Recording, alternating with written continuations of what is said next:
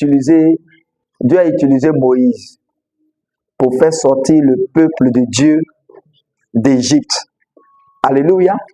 Et quand ils sont sortis de l'Égypte, Dieu a utilisé Moïse également pour donner les commandements au peuple de Dieu, pour que le peuple de Dieu puisse respecter les principes de Dieu. Alléluia. Et par la suite, 10 ans après, dans le désert, Moïse est décédé. Moïse est mort. Alléluia. Et quand il est mort, il y avait un serviteur qui suivait Moïse. Alléluia. Et ce serviteur-là, qui était comme le disciple de Moïse, et il a remplacé Moïse. C'est Josué. Alléluia. Et Dieu a utilisé Josué pour faire entrer maintenant le peuple de Dieu du désert à Canaan, dans la terre promise. Alléluia. Et quand ils sont entrés dans la terre promise, chaque tribu a commencé à prendre ses possessions. Alléluia. Voilà, a commencé à prendre des portions dans la terre promise. Et par la suite, Jésus est décédé. Alléluia. Et quand Jésus est décédé, en réalité, il n'y avait plus de chef. Donc, le peuple de Dieu a commencé à vivre comme tout autre peuple. Alléluia. Donc, ils ont commencé à adorer d'autres dieux. Alléluia. Et quand ils ont commencé à adorer d'autres dieux, à commettre des péchés, la Bible dit que Dieu, alléluia, et c'est ce que nous allons lire d'ailleurs, c'est Dieu qui a utilisé d'autres peuples pour venir maltraiter son peuple. Il me fait comprendre, non? Je me fais comprendre. Pourquoi? Parce que le peuple de Dieu vivait comment? Vivait mal. Alléluia. Donc c'est Dieu qui est parti prendre d'autres peuples pour venir maltraiter son peuple. Alléluia. Pour que son peuple, en réalité, puisse se rappeler de leur état et puis revenir à Dieu. Il me fait comprendre, non? Alléluia. Maintenant, est-ce que j'ai dit que c'est les autres peuples-là qui sont venus maltraiter le peuple de Dieu comme ça? Non. Est-ce que c'est Satan qui a utilisé d'autres peuples pour venir maltraiter le peuple de Dieu? Non. C'est Dieu lui-même. Alléluia. Et c'est ce que nous allons voir. Maintenant, ce que nous devons comprendre, c'est que nous ne sommes pas à leur temps.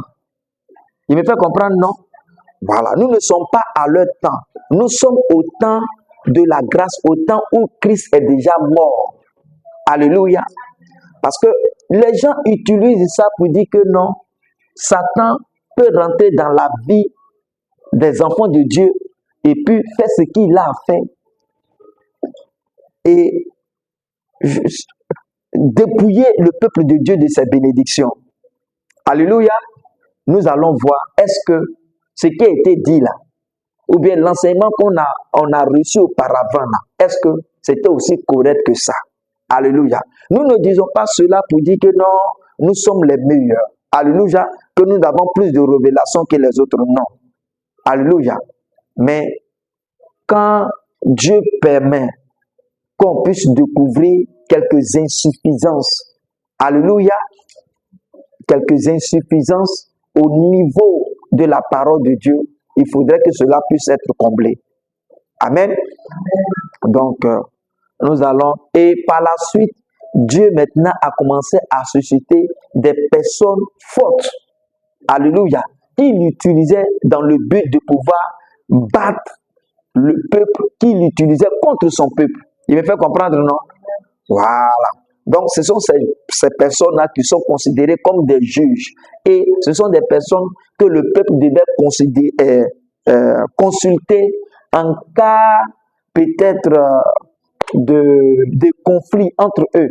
Alléluia. Pour pouvoir régler certaines affaires. Amen. Que Dieu nous bénisse. Vous avez compris? Vous avez compris, non? Donc, on prend nos livres dans le livre de Juges 6, à partir du verset 1. J'ai dit qu'on doit lire jusqu'au verset 40. Mais aujourd'hui, on va faire la première partie. Si Dieu le veut, peut-être qu'on va arriver jusqu'au verset 20. Amen. Donc, nous lisons. Il dit, les enfants d'Israël firent ce qui déplaît à l'Éternel. Et qu'on se comprend. Les enfants d'Israël firent quoi? Ce qui déplaît à l'Éternel. Et l'Éternel les livra entre les mains de Madian, c'est-à-dire un autre peuple. Et qu'on se comprend. Et l'Éternel les livra entre les mains de qui? De Madian pendant combien? 7 ans. Pendant 7 ans. Et qu'on se comprend. Maintenant, est-ce que ce peuple-là, c'est nous? Est-ce que c'est nous? Je vais dire entre griffes, nous les chrétiens. Est-ce qu'il s'agit de nous? Non. Maintenant, le peuple d'Israël, Dieu considérait le peuple d'Israël comment? Je préfère qu'on puisse, lisons Hébreux 3, verset 5. Si quelqu'un a sa Bible là-bas, voilà.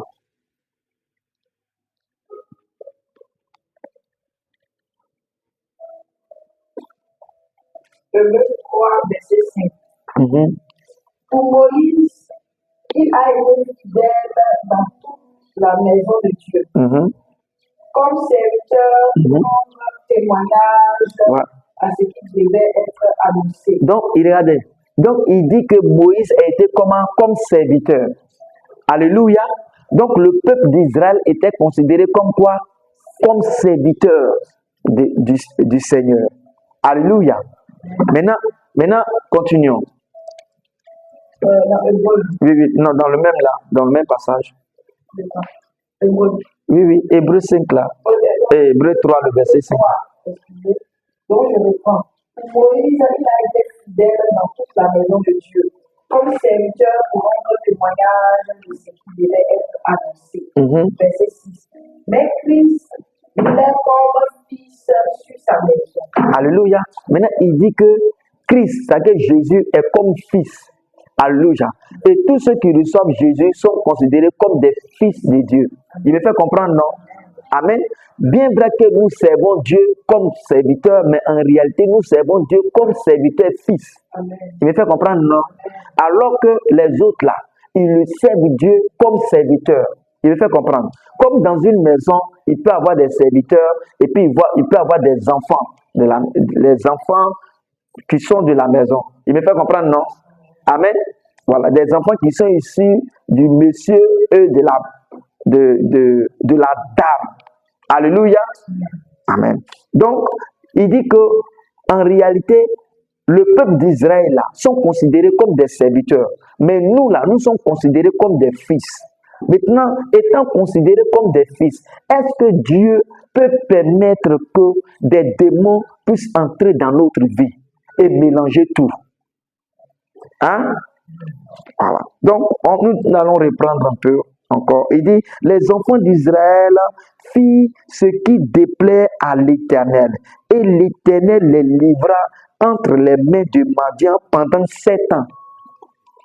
Est-ce que vous avez appris dans le nouveau? Parce qu'on doit faire la part des choses. Alléluia. Est-ce que vous avez appris dans la nouvelle alliance? Alléluia. Dans le Nouveau Testament ou bien dans les Épîtres, que Dieu a utilisé des démons pour rentrer dans la vie d'un chrétien. Est-ce que vous avez déjà vu ça? Amen. Donc, on ne peut pas utiliser des passages de l'Ancien Testament pour l'appliquer aux enfants de Dieu. Il me fait comprendre, non? Il me fait comprendre? On ne peut pas utiliser un passage de l'Ancienne Alliance pour l'appliquer aux enfants de la Nouvelle Alliance. Parce que ce n'est pas pareil. Amen. Voilà. Ce n'est pas pareil. Et nous ne sommes pas comparables. Nous là, nous sommes fils de Dieu.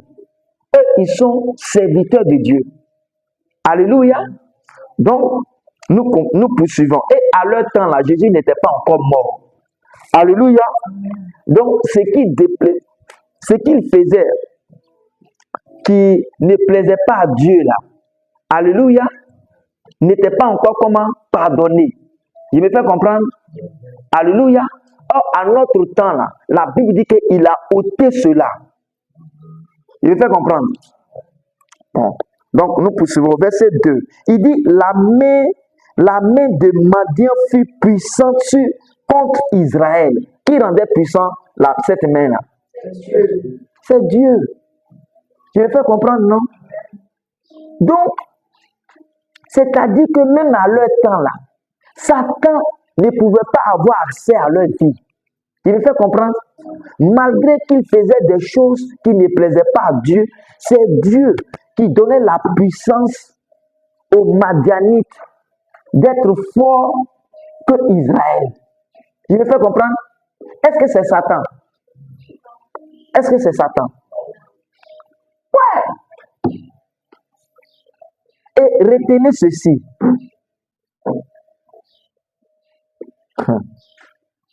Dieu ne peut pas donner accès à Satan dans la vie d'un croyant. Il me fait comprendre, non? Dieu ne peut pas donner accès à Satan dans la vie d'un croyant, de quelqu'un qui a reçu Christ. C'est pas possible. La preuve, même ici, bien vrai que Jésus ne soit pas encore mort, celui qui rendait puissant les Madianites là, c'était Dieu, c'est pas Satan. Vous me faites comprendre? Donc, vous voyez, c'est méchant, c'est méchant qu'on puisse être dans une église et élever Satan au lieu d'élever Dieu. Alléluia. C'est méchant d'être dans une église. C'est que de montrer la puissance de Satan et puis à la suite dire que non, Dieu aussi là. Si tu le pries là, il peut... Non! On n'a pas brandi la puissance de Satan. Alléluia. Celui qui est avec nous là, il est trop fort. Il est trop puissant. Il me fait comprendre, non? Oui. Donc il dit, la main de Madian fut puissante contre Israël. Pour échapper à Madian, les enfants d'Israël se retiraient dans les ravins des montagnes, dans les cavernes et sur les rochers fortifiés. Donc ils étaient obligés de fuir même leur territoire. Et puis ils se cachaient. Alléluia. Voilà. Maintenant le verset 3. Il dit, quand Israël avait sémé, Madian faisait quoi? C'est que Madian partait chercher un autre peuple. Et qu'on se comprend. Voilà. Il dit, Madian montait, c'est un autre peuple qu'on appelle Amalek montait aussi. Alléluia. Pour aller attaquer Israël. Il dit, quand Israël avait sémé, quand il partait sémer les cultures, hein, peut-être le blé et autres là. Voilà. Maintenant, il dit que Madian montait avec Amalek et faisait quoi? Et les fils d'Orient. Et qu'on se comprend. Donc, il y avait Madian, il y avait Amalek, et puis il y avait les fils d'Orient, hein, de l'Orient. Et il marchait contre qui? Contre Israël. Et qu'on se comprend. Donc, il y avait au moins 3 peuples, ou même plus, qui montaient contre Israël. Mais tous ceux-là, qui faisaient ça, qui était derrière? Et qu'on se comprend. Est-ce que c'était Satan? Oh, vraiment. J'ai dit, l'église a un problème. L'église a un problème. Le problème là, c'est que au lieu de se référer à la Bible, à ce que la Bible dit, c'est qu'à la Bible, ils ajoutent les traditions. Ils viennent avec des traditions. Comme quand ils étaient dans le monde, ils ont été maltraités peut-être par des sorciers, ou bien ils ont vu des sorciers en train de frapper des personnes. Quand ils viennent à l'église, cette psychose-là les marque tellement que ils se disent que, vrai, on est chrétien, mais les sorciers là, il ne faut pas qu'on les loupe. Alléluia. Amen. Alors que Madian ne s'est pas levé comme ça contre le peuple de Dieu.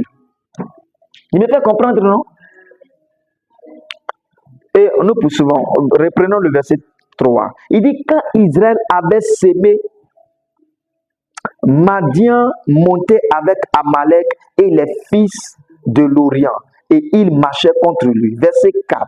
Il campait en face de lui, détruisait les productions du pays jusqu'à vers Gaza.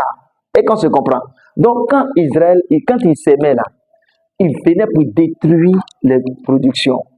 Donc, c'est cela qu'on peut entendre dans des assemblées que tout ce que le diable a détruit dans nos vies là, hein, on doit faire comment? On doit récupérer tout ce qu'il a détruit, tout ce que le diable a pris. On doit faire comment? On doit arracher. Bon, Dieu lui-même il est déjà impur. S'il a déjà pris, il a déjà touché quelque chose, c'est qu'il a cela impur. C'est pas prendre quelque chose d'impur. Alors que la Bible nous dit, en réalité, notre héritage se trouve où? En Christ. Il me fait comprendre, non? Donc, il dit, il campait en face de lui, détruisait les productions du pays jusqu'à vers Gaza. Donc, empêchait au diable de détruire quoi? De détruire nos biens.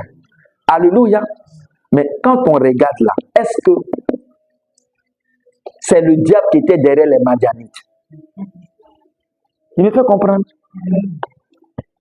Donc, pour que tu puisses avancer là, pour que l'enfant de Dieu puisse prospérer là, il doit se confier à qui? C'est tout. Alléluia. C'est tout. C'est tout. Est-ce que ce peuple-là doit s'occuper de ce que l'ennemi est en train de faire? Non. Une fois que tu es en Christ, je vais faire comprendre, non? Une fois que tu es en Christ, Satan n'a plus accès à ta vie. Alléluia. Une fois que tu es en Christ, Satan n'a plus accès à tes bénédictions. Une fois que tu es en Christ, Satan n'a plus accès à tes grâces parce qu'elles sont en Christ. Il me fait comprendre? Donc, ça n'a rien à voir avec ce que nous sommes en train de lire là. Et ce que nous sommes en train de lire là nous dit que ce n'était pas Satan qui était derrière. Je me fais comprendre, non? Mais est-ce qu'en leur temps là, les démons n'existaient pas? Les démons existaient. Est-ce que le diable n'existait pas? Le diable existait. Bon, on peut nous dire que peut-être que le diable possédait ces personnes-là. Mais en réalité, qui donnait accès à Satan? C'est Dieu. Et qu'on se comprend. Bon, quand on lit là-bas, hein, alléluia, parce que Dieu ne peut pas donner accès à Satan dans notre vie. Amen. Maintenant, le verset, nous sommes au verset combien? Le verset 4. Il dit, il campait en face de lui, détruisait les productions du pays jusqu'à vers Gaza et ne laissait en Israël ni vivre, ni brebis, ni bœufs, ni ânes. Verset 5. Car ils montaient avec leur quoi? Leurs troupeaux et leurs tentes. Ils arrivaient comme une multitude de sauterelles. Ils étaient innombrables. C'est que ces peuples-là, ils sont nombreux. Ils étaient innombrables. Eux et leurs chameaux. Ils venaient dans le pays pour faire quoi? Pour ravager. Alléluia. Mais en ce moment-là, est-ce que Dieu était derrière Israël? Non. Et qui rendait puissant ce peuple-là? Dieu. Bien-aimé, il y a des passages de la Bible qu'on ne doit pas attribuer à un chrétien. Alléluia. Ça n'a rien à voir avec le chrétien. Alléluia. Maintenant, ça, on peut l'attribuer à qui? Aux païens. Alléluia. On peut l'attribuer aux païens. Parce que quand quelqu'un n'a pas Christ, mais Satan a accès à sa vie. Alléluia. Et il peut être possédé par qui? Par des démons. Amen.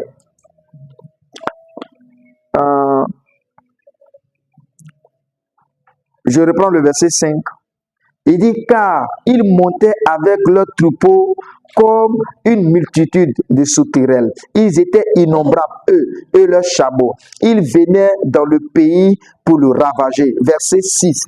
Il dit, Israël fut comment? Très malheureux. À cause de quoi? De Madian. Et les enfants d'Israël criaient à qui? À l'Éternel. Alléluia. Le verset 7 nous dit quoi? Il dit, lorsque les enfants d'Israël criaient à l'Éternel au sujet des Madians, l'Éternel faisait quoi? Alléluia. Est-ce qu'on peut acclamer le Seigneur?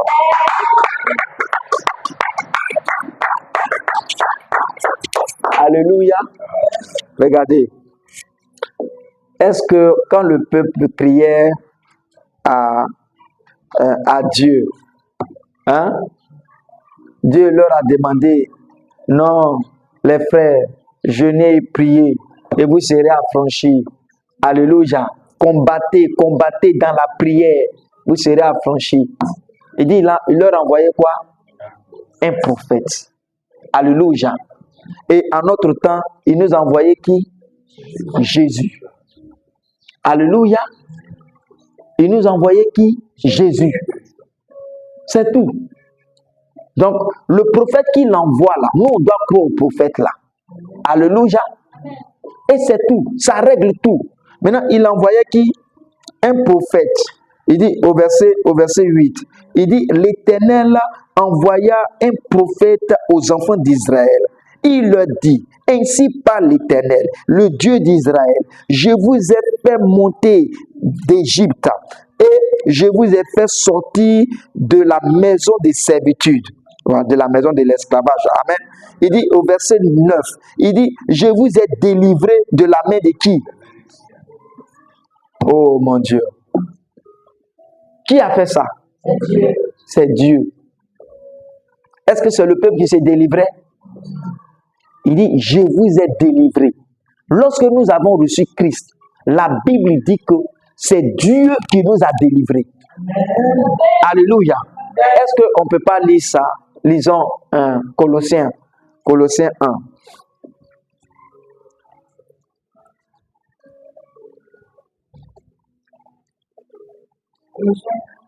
Colossiens 1, versets 12 et 13. Colossiens 1, verset 12. Rendez grâce au Père. Oui.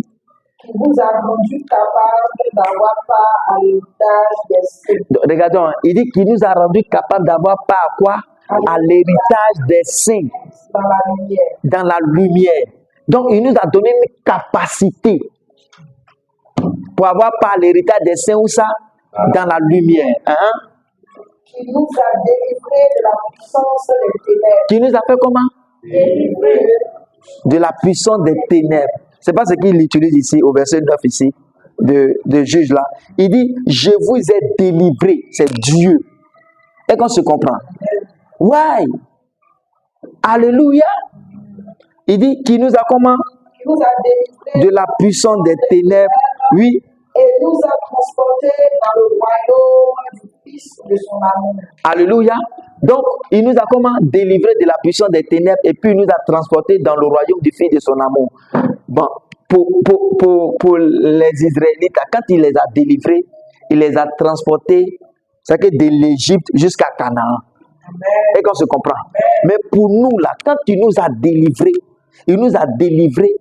et il nous a transportés des ténèbres à la lumière. Donc, nous sommes où ça? Dans la lumière. Alléluia. Nous sommes enfants de lumière, nous sommes dans la lumière. C'est pour cela que nous sommes la lumière du monde. Alléluia. Amen. Maintenant, je poursuis ici notre passage. Il dit, je vous ai délivré de la main des Égyptiens et de la main de tous ceux qui vous opprimaient. Alléluia. Je les ai comment? Chassés. Donc, qui fait ça? Oh mon Dieu, tu sais que Dieu a opprimé et il a chassé tous les démons qui nous possédaient lorsque nous étions païens. Alléluia, acclamons le Seigneur. Alléluia, alléluia, alléluia. Et puis il faut bénir Dieu, remercions le Seigneur dans le nom de Jésus-Christ. Dis, je te bénis, je te remercie parce que tu as opprimé ceux qui m'opprimaient. Et tu as chassé tous les démons qui me possédaient. Au nom de Jésus-Christ, je suis enfant de Dieu. Je suis délivré. Au nom de Jésus-Christ. Alléluia. Il dit, je les ai chassés devant vous et je vous ai donné leur pays. Amen. Maintenant au verset 10. Il dit, je vous ai dit, je suis l'Éternel, votre Dieu. Vous quoi? Vous ne craindrez point qui? Regardez. Donc, regardons. Si le peuple d'Israël est allé adorer les autres dieux, c'est parce qu'il craignait ces dieux-là. Il me fait comprendre, non? Alléluia. Il dit, je vous ai dit, je suis l'Éternel, votre Dieu. Vous ne craindrez point qui? Les dieux des Amoréens. Donc, vous ne devez pas craindre qui? Les sorciers. Vous ne devez pas craindre qui? Les spirites. Vous ne devez pas craindre qui? Les mystiques. Alléluia. Vous ne devez pas les craindre. Alléluia. Donc, est-ce qu'on peut venir à l'église et parler des mystiques, parler des sorciers, parler des marabouts, parler des féticheurs? Non! C'est pas leur place. Alléluia. Dieu n'a pas fait la chair là pour qu'on puisse prêcher cela. Il dit, c'est moi que vous devez craindre. Alléluia. Maintenant, quand tu pries, bon, tu dis que tu es en train de prier contre eux, tu les chasses, mais ça veut dire que tu les crains. Il me fait comprendre, non? Oui, à tout le monde. Non. Quand on dit qu'il ne faut pas les craindre, il ne faut pas t'occuper d'eux. Alléluia. Mais si à chaque fois, tu dois prier, je chasse tous les esprits de sorcellerie, tout, ça veut dire que tu les crains. Alléluia. Donc, comme tu les crains là, Dieu va permettre que ceux-là puissent rentrer dans vos vies. Alléluia. Il dit, vous ne devez pas craindre qui? Le Dieu de qui? Regarde, pourtant c'est les Amoréens là qui venaient faire quoi? C'est tous ceux-là qui venaient les persécuter, non? Maintenant, il dit, ce n'est pas eux, hein, mais leur Dieu. Donc, entre les Amoréens et puis leur Dieu là, qui est plus fort?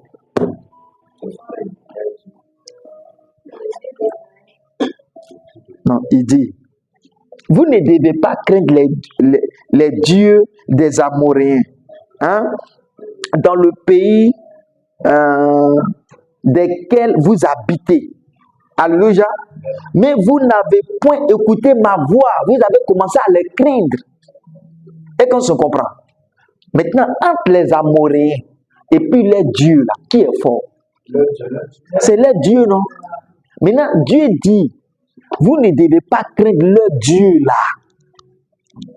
Donc, si toi tu ne crains pas leur Dieu, c'est Amoréen qui peut te faire quelque chose. Et qu'on se comprend. Amen. Donc, le démon qui possède les sorciers là, il dit, vous ne devez pas craindre ces démons là. Et qu'on se comprend. Les démons qui possèdent les féticheurs là, il dit, vous ne devez pas les craindre. Les démons qui possèdent les marabouts et tous ces spirites, vous ne devez pas les craindre. Et qu'on se comprend. Maintenant, si tu ne crains pas les démons qui les possèdent là, c'est des sorciers qui vont avoir peur.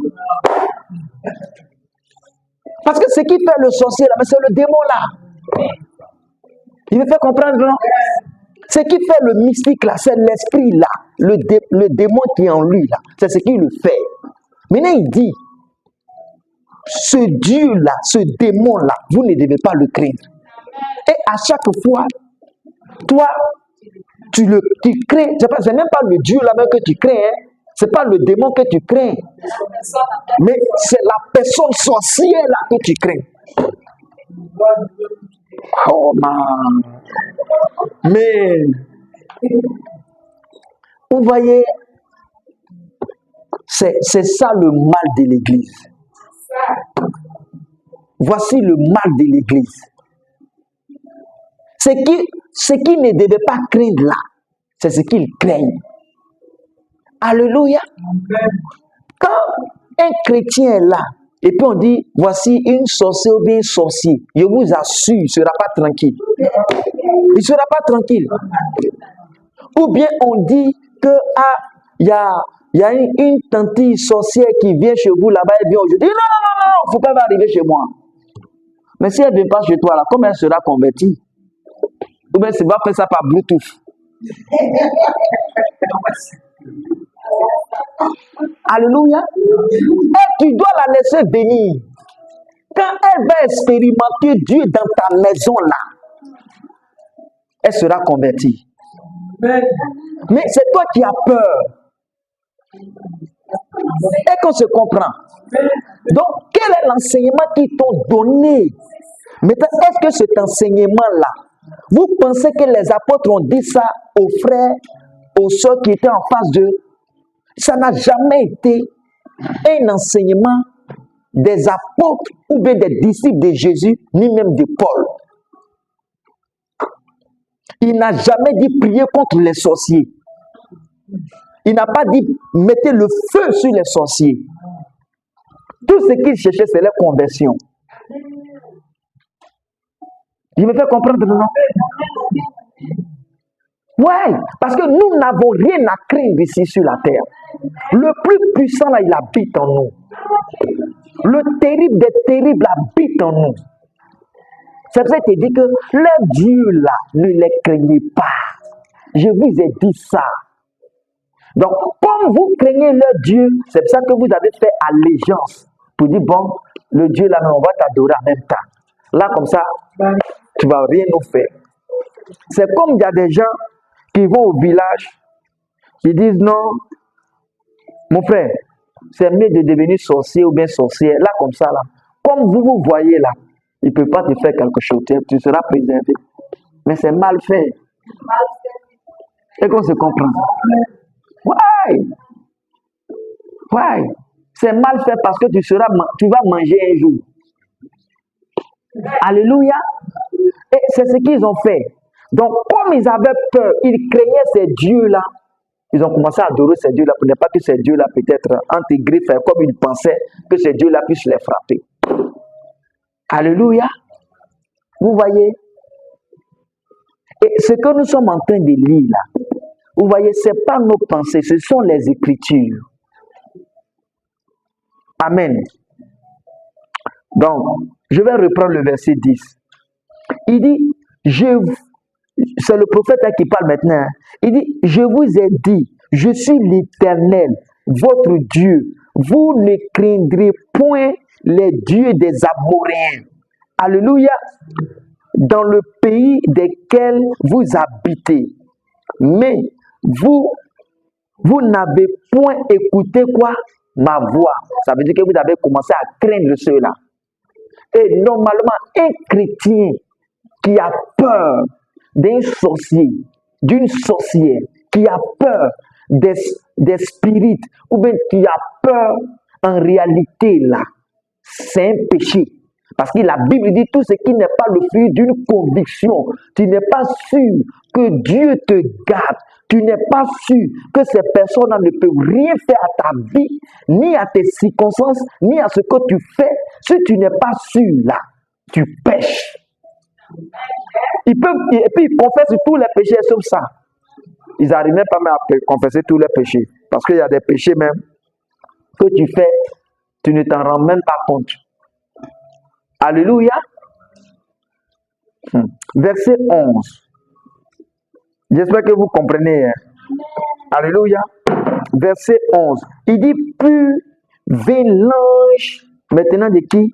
De l'Éternel. Et il s'assit sur le térébinthe d'Ophra, qui appartenait à Joas. de la famille d'Abiézer, Gédéon, son fils, battait du froment au pressoir pour le mettre à l'abri de Madian. Alléluia. L'ange de l'Éternel lui apparut et fait quoi? Et lui dit, il a dit quoi? L'Éternel est vaillant comment? Il dit, quand il est venu là, il est venu voir Gédéon. Alléluia. Comme ils ont crié à l'Éternel, l'Éternel a envoyé un prophète pour leur parler. Bon, on se dit qu'ils ont reconnu leur tort. Alléluia. Donc, Dieu maintenant devait les délivrer. Donc, pour choisir Gédéon, Dieu est parti voir Gédéon. Et quand il allait voir Gédéon par l'ange, quand l'ange est venu là, il a dit à Gédéon, il a dit quoi? L'Éternel est avec toi, vaillant comment? Héros. Alléluia. Mais est-ce que nous là, l'Éternel est seulement avec nous? L'Éternel est en nous. Alléluia. Ah mon Dieu. Donc, nous on dépasse qui? On dépasse Gédéon.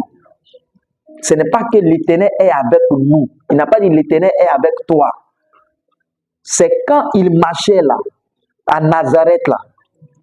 Alléluia, il était Emmanuel, Dieu avec qui? Nous. Mais quand il meurt, il prend les péchés, il purifie, et puis il revient sous la forme de l'Esprit, vient habiter en eux, il devient Dieu dans l'homme. Il devient Christ. Alléluia. Donc il dit vaillant comment? Héros. Et nous on est comment? S'il a dit à Gédéon vaillant héros, celui avec qui l'ange est, et nous autres là, nous on est comment? Alléluia. Oh, que le nom du Seigneur soit béni. C'est pour ça que je dis, c'est que la vie chrétienne, elle est simple. Elle est très simple. Occupe-toi de tes affaires et crois que ce que tu fais là, ça prospère parce que la prospérité habite en toi. Toi et la prospérité là, vous faites un. Alléluia.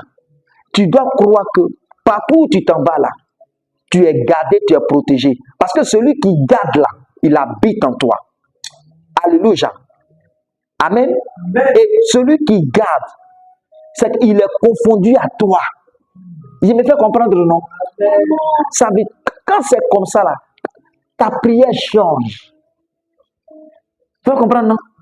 Où tu vas plus dire Seigneur, pardon, où je m'en vais là. Il faut me garder, il faut me protéger. Parce que je sais que, non, parce que Seigneur, j'ai l'assurance que tu habites en moi. Que ta présence est en moi. Parce que je suis ton temple. Et là où je m'en vais, je vais réussir. Et ce voyage va réussir. Parce que tu m'as déjà béni. Tu as béni mon voyage. Comme tu l'avais déjà dit, je bénirai ton départ et ton arrivée. Mais tu es mon départ, tu es mon arrivée. Alléluia. Je suis béni. Parce que je suis arrivé dans ta grâce. Alléluia. Je suis bien arrivé. Alléluia. Avec cette conviction-là. Mais tu ne peux pas douter. Tu ne peux pas douter. Alléluia. Donc vous voyez que même connaître le Seigneur, là, ça change la prière. Ouais, tu ne peux plus prier comme un incrédule. Amen. Verset 13. Il dit, Gédéon lui dit, ah, bon, j'avais dit que je devais prêcher avec vous. Finalement, c'est moi qui prêche. Est-ce que vous avez quelque chose à dire? Il y a des questions? Hein? Ici, là, vous n'aimez pas poser question. Hein? Est-ce que vous comprenez? Parce que devant là-bas, il y a un gars bâti hôtel. Hein? Dans le passage, on va bâtir hôtel. Donc, peut-être, bon, on ne va pas arriver là-bas aujourd'hui. Mais je vous dis, je vous avertis en même temps. Quand on poursuit le passage en bas là-bas, là, on bâtit hôtel. Alléluia. Oh, vous voyez, prêcher Jésus, sans ajouter quelque chose. Jésus sans eau, Jésus sans huile, Jésus sans bâti hôtel, Jésus sans offrande des rachats, Jésus sans sel, Jésus même sans piment. Ouais. Ouais. C'est pas une question, mais c'est Mhm. parce que hier, on avait fait un an de notre campagne. Mhm. C'est comme si on a dit il y a plus de deuil comme de lait de vache. Mhm. Et les frères qui ne sont pas venus, Mhm. pas contribué parce qu'ils disent que c'est pas de Dieu. Et si tu fais, il y a attaque dedans. Mhm. Donc, comme il y a attaque dedans, Mhm. et il nous dit Mhm.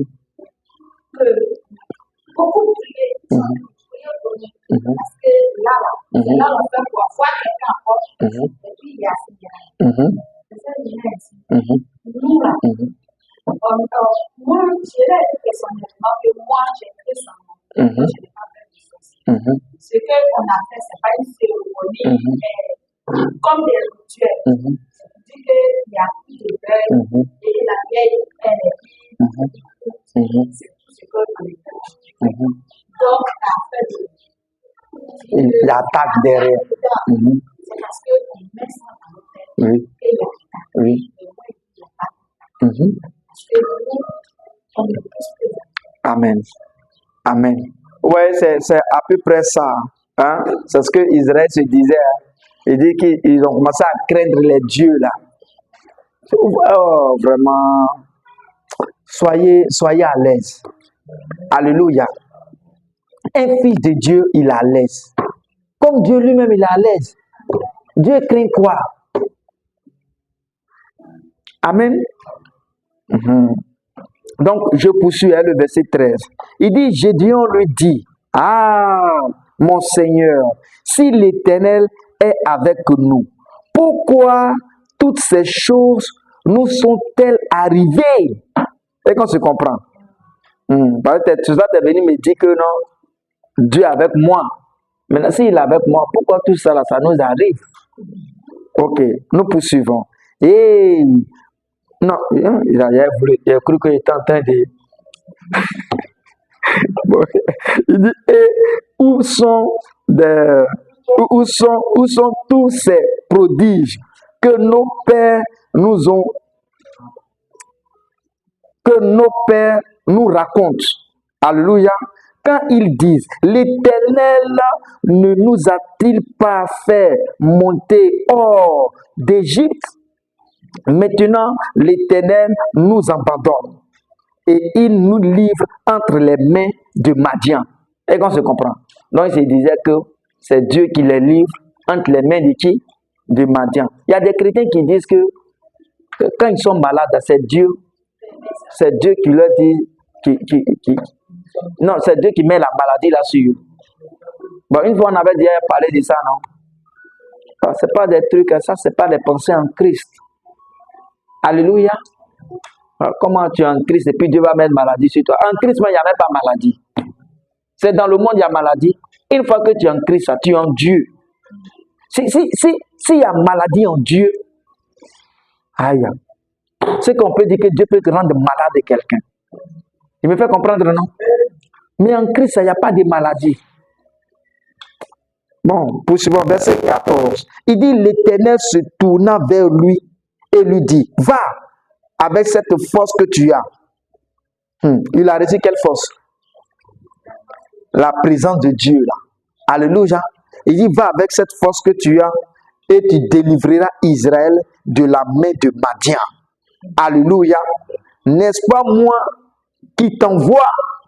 Maintenant, nous-mêmes là, il y a qui en nous? Il y a Dieu en nous. Donc, nous pouvons délivrer qui? Tous ceux qui souffrent autour de nous. Alléluia.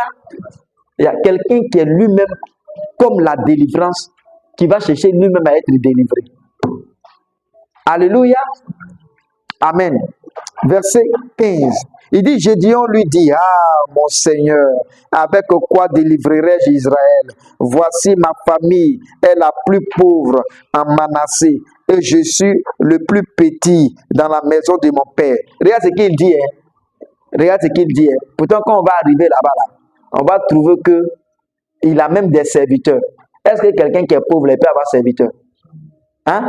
Quand tu es pauvre, là, tu as l'argent ou même pour avoir serviteur. Donc, lui-même, il est en train de se détruire, il se condamne. Et il y a des enfants de Dieu qui se condamnent comme ça. Je suis pauvre, ça ne va pas. Ça, et vraiment, comment je vais faire pour m'en sortir? Mais avec cette mentalité-là, tu ne pourras pas évoluer. Alléluia. Il y a des païens qui ne pensent pas comme ça, qui évoluent. Pourquoi? Parce que ces païens-là n'ont pas cette mentalité-là à l'intérieur d'eux. Alléluia. Quand ils sortent, ils savent que ça va, ils vont réussir. Et ça va marcher ce qu'ils font.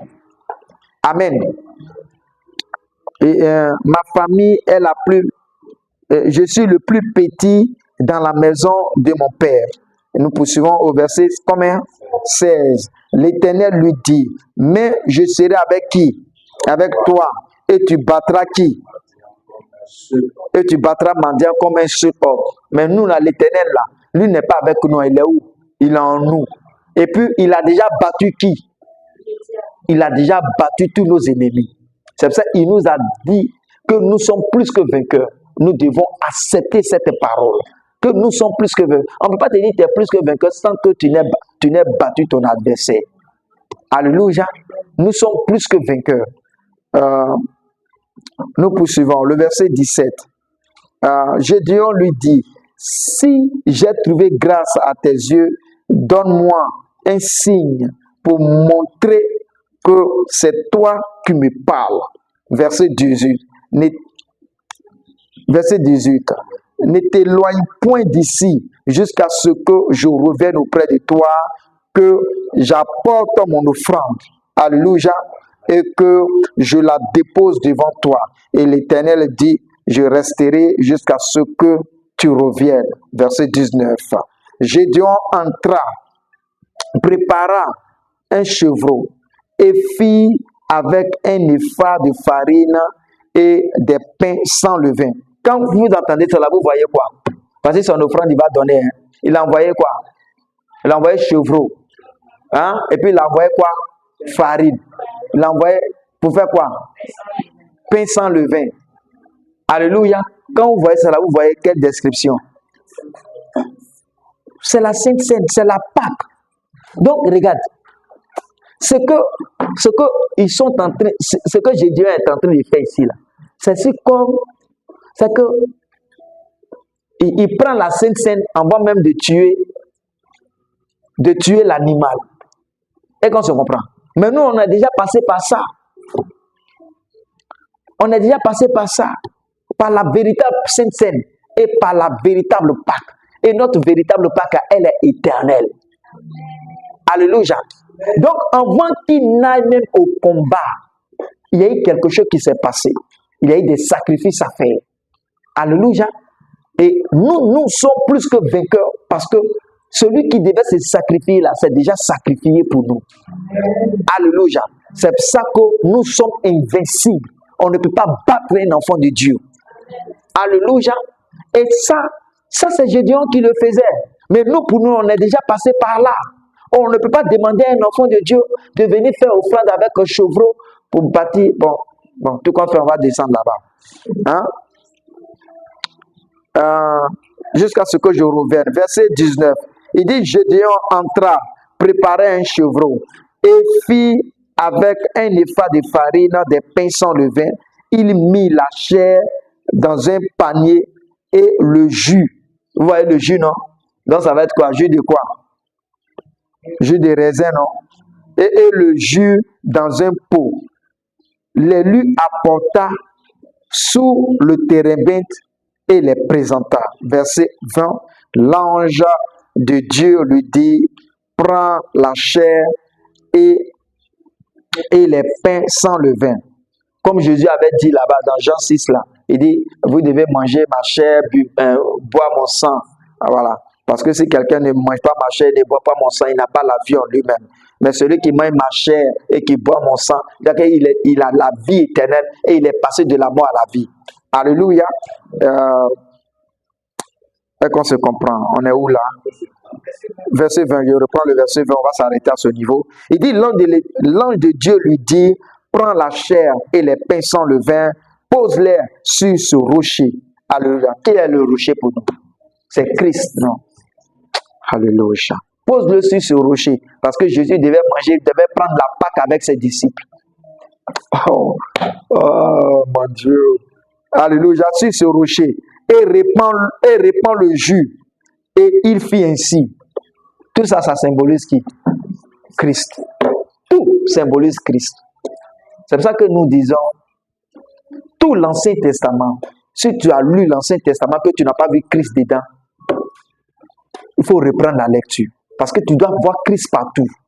Maintenant, pour expliquer l'Ancien Testament et les évangiles, tu dois venir prendre quoi? Non, pour expliquer l'Ancien Testament dans notre temps là, et puis les évangiles, les paroles de Jésus là, pour bien expliquer là, tu dois venir utiliser quoi? Les épîtres.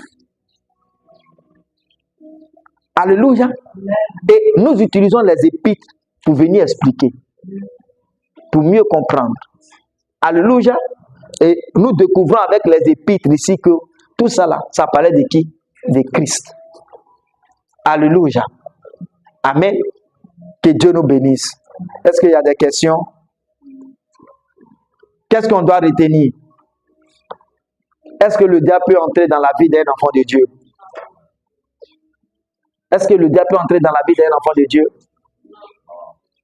Moi, je me posais comme question. Oui. C'est de savoir ce qui s'est passé ici avec le peuple d'Israël. La Bible nous a dit au premier verset déjà que Israël, les enfants d'Israël firent ce qui déplaît à l'Éternel.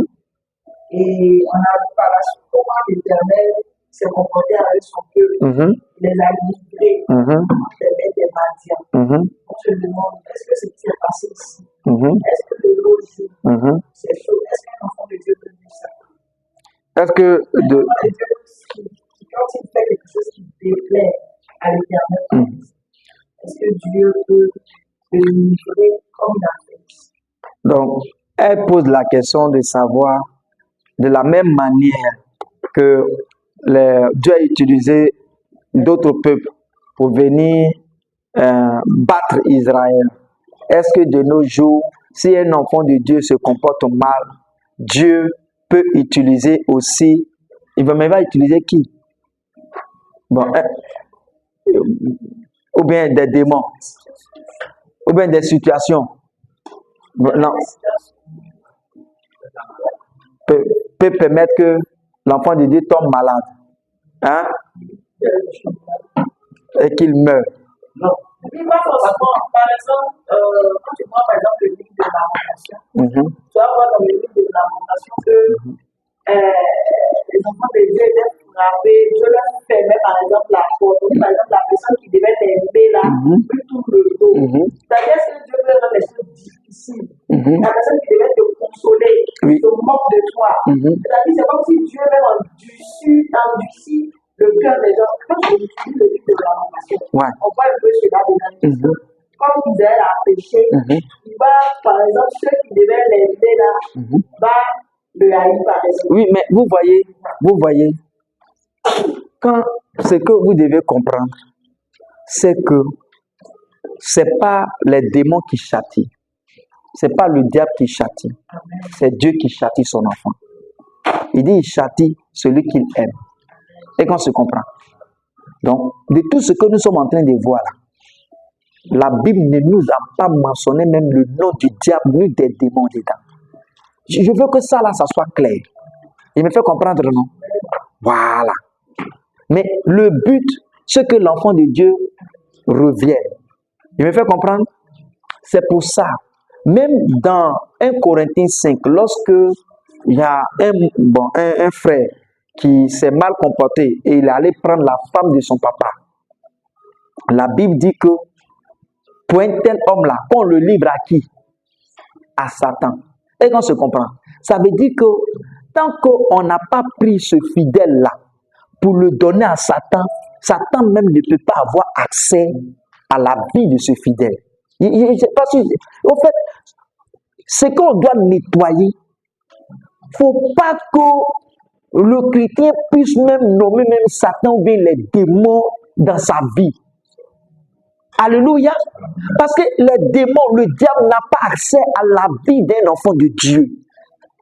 Il ne peut pas avoir accès. Je vais me faire comprendre, non? Alléluia. S'il y a quelque chose qui l'arrive, ça peut être dans deux sens. Un, est-ce que lui-même, ses pensées-là sont justes? Parce que quelqu'un peut bien vivre et qu'on se comprend. Mais quand ses pensées sont tordues, quand il pense que lui-même, il va échouer là, qu'est-ce qu'on peut bien faire de cette personne? Il me fait comprendre, non? Maintenant, une personne qui vit mal, Dieu sait comment redresser la personne. Il me fait comprendre, non? Mais dans le redressement là, c'est pas que Dieu, c'est que le diable, parce que l'enfant de Dieu a mal fait, le diable maintenant a accès à sa vie. Je ne sais pas si je me fais comprendre. Est-ce que vous comprenez ce que je suis en train de dire? C'est Dieu qui châtie son enfant. Amen. Et le châtiment là, c'est pas châtiment de mort, hein. C'est châtier dans le but de le ramener. Alléluia. Oui. Parce que s'il ne fait pas son enfant là, pourquoi il va le châtier? Donc si quelqu'un n'est pas châtié, bon bref, c'est l'enfant de qui? Alléluia.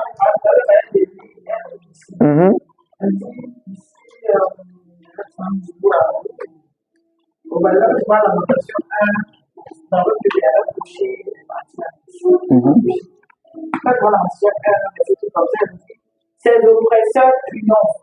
Israël. Il dit ses oppresseurs triomphent. Ses ennemis sont en paix. Car l'Éternel l'a humilié. Voilà. Et qu'on se comprend. À cause de la multitude de ses péchés. Ses enfants marchent. Amen. Donc, donc, est-ce qu'avec ce que vous venez de dire, on sort d'ici avec l'idée que lorsque nous faisons quelque chose qui déplaise à l'Éternel, lorsque nous péchons, Dieu, voilà, Dieu peut châtier.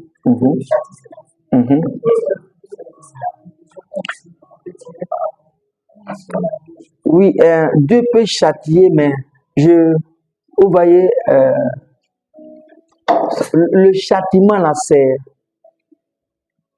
c'est de le ramener à lui. Voilà, et que ça comprend. Voilà. C'est pas d'abord un châtiment de destruction. Amen. Et ce que vous devez comprendre, nous là, nous sommes en Christ. En Christ là, les péchés sont comment? Sont pardonnés, sont effacés. Alléluia. Mais ce n'est pas parce que les péchés sont effacés et pardonnés qu'on va avoir un mauvais comportement. Je me fais comprendre, non? Amen. Si quelqu'un se lève là, ça va prendre la femme d'autrui, on l'attrape pour le frapper. Il ne faut pas qu'il dise que non, c'est Satan ou bien c'est Dieu qui le châtie. C'est lui-même qui est allé chercher le châtiment. Il me fait comprendre. Mais dans ce contexte-là, on peut dire que non, peut-être que Dieu a laissé faire. Il me fait comprendre, non? Mais en réalité, le châtiment, là, c'est toi-même là, qui va chercher ça. Je ne sais pas si je me fais comprendre. Il me fait comprendre, non? Une fois même, on avait parlé de ça ici. Quelqu'un qui se saoule. Hein? Qui se saoule. Et puis, on lui parle. On lui parle, il n'arrête pas. Mais un jour, il va traverser la voie, il va traverser une route, et puis une voiture vient le percuter. Qu'est-ce qui a causé ça? est-ce que là, on va dire que c'est la parole qui dit le salaire du péché, c'est la mort? Parce que ici, Non, quand on dit la mort là, c'est que c'est la séparation avec Dieu. oui, Mais tu vois que de façon physique, là, comme on est en train de dire là, tu es conscient, tu es un enfant de Dieu, tu es conscient que ça. Mais de façon physique là. Tu t'exposes à cela. Oui. Toutes ces actions-là ont des conséquences. Oui, Si oui. tu voles, si tu violes, il y a des conséquences. C'est ça. Donc, quand un enfant de Dieu va s'exposer, tu es conscient de cela. Par exemple, tu sais qu'à boire assis là, si tu bois là, ça va détruire tes intestins. C'est ça. Tu ne le sais pas. Mais tu dois chercher la forme de tout, il y a des conséquences derrière. Comme de la manière que tu bois assis aussi, ça il y a des conséquences derrière. Donc, quand tu vas t'exposer là, c'est ça. C'est le salaire de la chose. Non, c'est les conséquences de ce que tu fais. Il me fait comprendre, non? Voilà. Donc ça, c'est juste à ce niveau. Est-ce qu'on se comprend? Parce que quand il a dit dans 1 Corinthiens 5, là, il dit que celui-ci soit livré à Satan pour la destruction de quoi? De son corps. C'est-à-dire que la personne devait subir des choses dans sa chair. Et qu'on se comprend. Et que son esprit soit sauvé. Alléluia. Amen. Voilà. Donc, il y a des conséquences lorsque un enfant de Dieu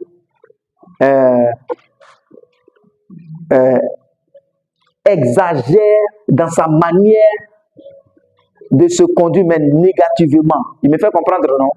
Voilà.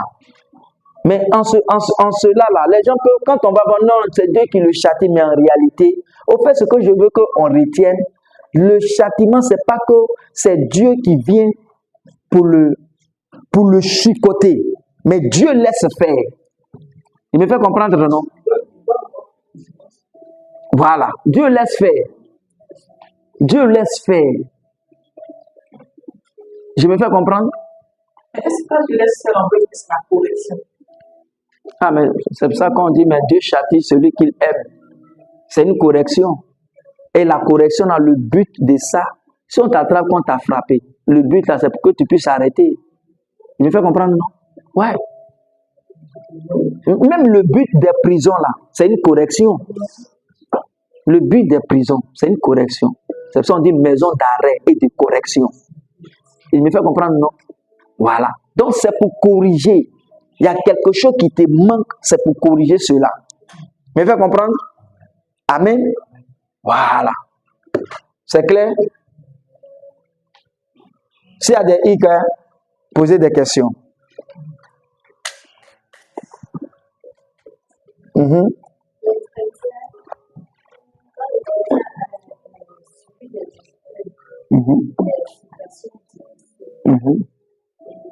Quand le chrétien subit des situations difficiles, des épreuves,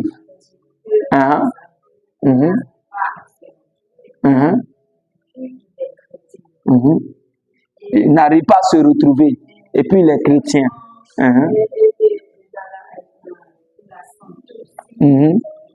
Tout est fermé. Et là, qu'est-ce qu'on doit faire? Il s'est dit que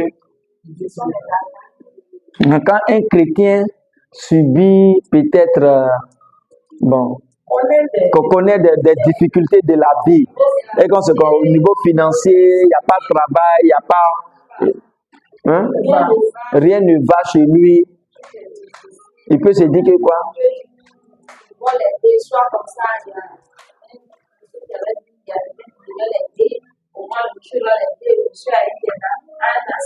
Oui. N'a pas pu et sa sœur qui devait l'aider, elle a eu des problèmes. En tout cas, les gens qui côtoient tout est difficile. Et que c'est ça comme si c'était une malédiction qui était sa vie.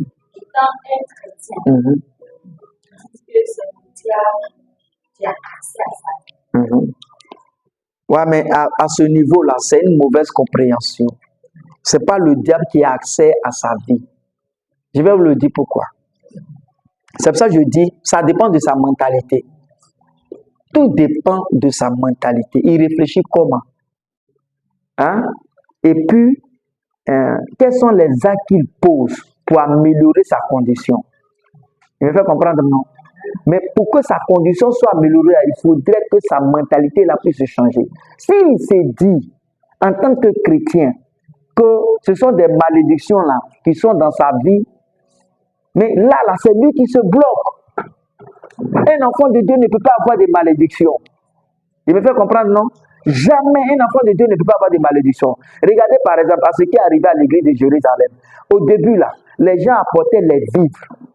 Il me fait comprendre, non? Ils apportaient leurs biens, tout ça là. Mais arrivé un moment là, tous ceux qui ont apporté leurs biens là, les biens là sont finis. Ce qu'ils ont emmagasiné là aussi est fini. Et l'église a commencé à vivre dans une galère pas possible. C'est galère même, ça se dit. Dans une misère pas possible. Et ça n'allait plus. Ils avaient faim. Il manquait de vivres. Il manquait d'habits. À ce niveau-là, est-ce qu'on va dire que non? C'est une malédiction. Ce n'est pas une malédiction. Il y a une mauvaise gestion des choses. Et dans la mauvaise gestion des choses, vous n'avez pas essayé de réfléchir de comment on va faire pour peut-être créer des activités pour des frères et sœurs, hein, pour qu'ils puissent s'en sortir. Vous avez dit d'apporter pour qu'on puisse éliminer la disette, la faim parmi les frères. Mais quand on élimine là, normalement, on doit préparer des choses, des activités pour eux, pour que ça soit continuel. Mais ce qu'ils ont amené là, vous avez tout mangé. Et il n'y a plus rien. Au point où j'étais obligé de cotiser dans d'autres assemblées pour amener à Jérusalem. À votre avis, quand c'est comme ça là, est-ce que c'est Dieu qui n'était pas là-bas? Pourtant, il y avait des miracles qui se produisaient. Hein? Le message était correct. Ils n'ont pas dit, un frère, viens, on va chercher des mots dedans. Mais qu'est-ce qu'il y avait quoi? Ils n'ont pas poussé au... qu'il faut créer quoi? Des activités pour des frères. Alléluia. C'est comme on dit, non, il y a un adepte qui dit non, pour apprendre à pêcher à quelqu'un, ben, qu'est-ce qu'on dit là? Ils disent quoi? Alors, si tu veux manger poisson, ou bien tu veux donner, il faut apprendre à pêcher même à la personne. Et qu'on se comprend. C'est ça. C'est ce qui met à l'abri de tout besoin. Il me fait comprendre, non? Voilà. Donc, il peut avoir, il fait quoi? Qu'est-ce qu'il fait? Et ça, il faudrait que ces mentalités puissent changer pour dire que quand on a en Christ, ça, on est béni de toutes sortes de bénédictions spirituelles dans les lieux célestes. Alléluia. Et les bénédictions spirituelles sont au-dessus des bénédictions physiques. Et les bénédictions physiques, si un païen même qui n'a pas Dieu fait quelque chose de plus, ça marche. Ce n'est pas le chrétien, c'est pas le chrétien qui a Dieu là, qui va faire qui va faire une activité ou bien bon, qui n'arrive pas à faire quelque chose et qui ne mange pas. S'il ne fait pas quelque chose dans la vie là, est-ce qu'il peut avoir à manger? Non. Parce que même si l'ange même peut venir, peut-être le premier jour, il va descendre avec des plats pour te donner. Mais ça ne va pas être, si les 365 jours là, ça peut pas continuer comme ça. Aussi, par rapport à ce qu'il a dit, savoir ce dernier-là, quel est son niveau de spiritualité, à quel niveau avec Dieu. Parce que si il s'est dit que dans sa tête, là-bas, il s'est dit qu'il y a des liens. Lui-même, là, il a quel niveau avec Dieu aussi. Oui, mais c'est ça. Parce que là, c'est pas que il y a des choses qui sont à sa portée et qui sont des activités de ce parti. Mais genre, ceux-mêmes qui veulent aider, même qui puissent sortir de là, c'est comme si toutes les portes sont fermées. Mais le mec te dit, à la fin du mois, il y a te donner 100 000, tu vas ouvrir quelque chose. Et puis la personne dit, moi-même, ma voiture, là, avec ça, non, ça fait que je ne peux pas te faire. Ça, il dit, je vais te donner 100 000 pour que tu puisses faire ta vie. Et moi-même, là, mon mari à l'hôpital, je ne pourrais pas te donner. Alors, il a maintenant que le fils ne vient pas. Comme si toutes les portes sont fermées. Amen.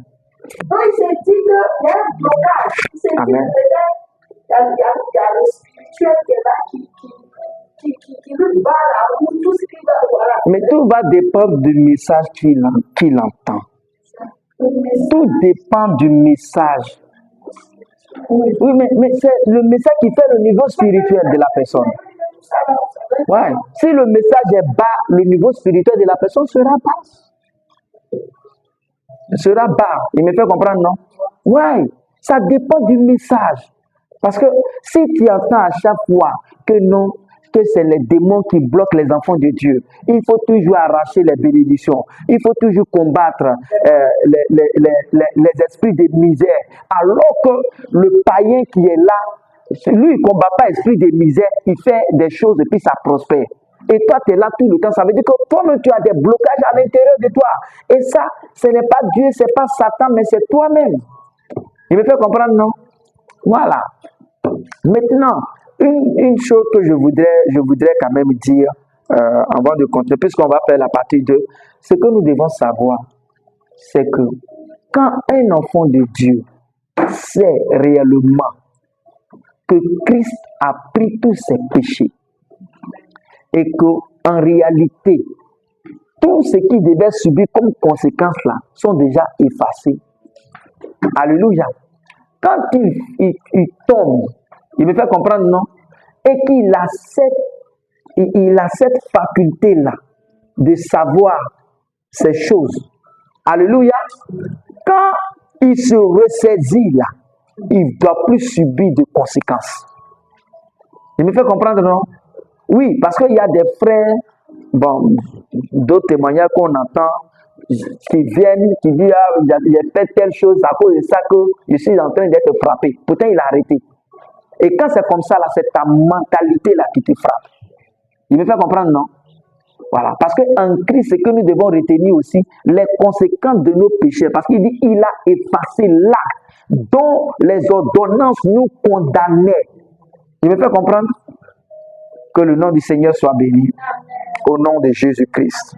J'espère qu'il n'y a plus de questions. Donc, dimanche prochain, le passage à votre portée. Donc, on va lire du verset 20 jusqu'au verset 40. Juge 6. Alléluia.